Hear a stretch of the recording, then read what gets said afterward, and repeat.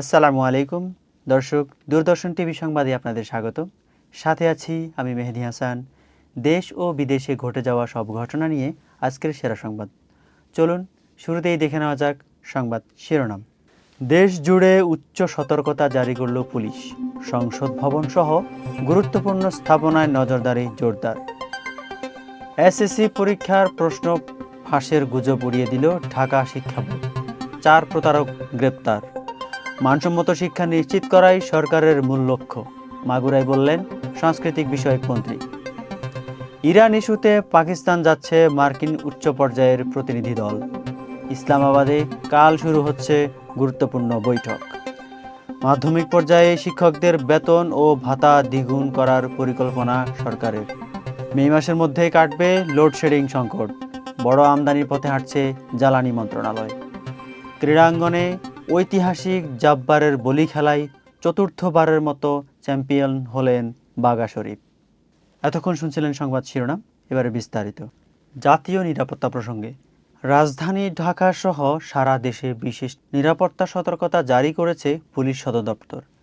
গোয়েন্দা তথ্যের ভিত্তিতে সংসদ ভবন সহ ধর্মীয় ও বিনোদন কেন্দ্রগুলোতে টহল বাড়ানো হয়েছে।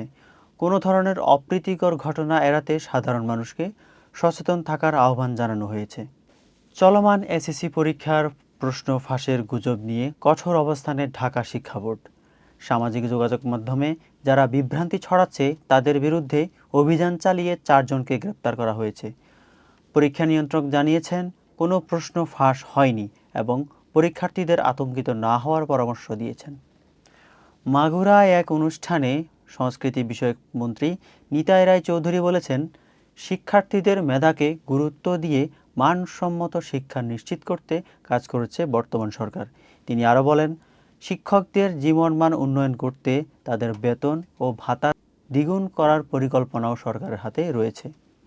মার্কিন ইরান কূটনৈতিক তৎপরতা।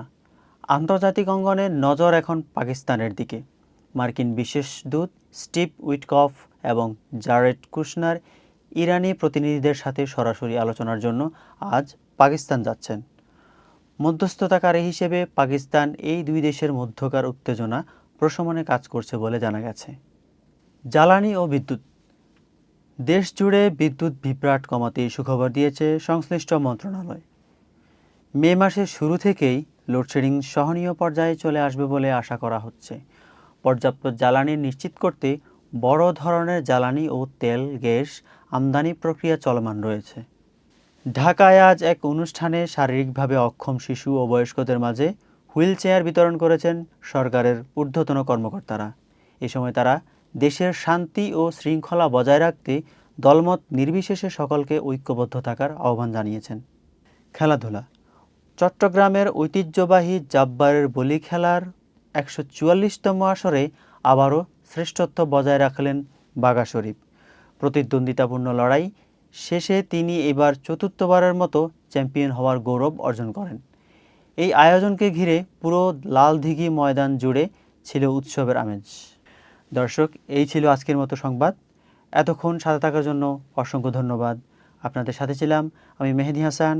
পরবর্তী সংবাদ দেখার আমন্ত্রণ জানিয়ে এখানেই শেষ করছি। দূরদর্শন টিভির সাথে থাকুন। আল্লাহ হাফেজ। আসসালামু আলাইকুম।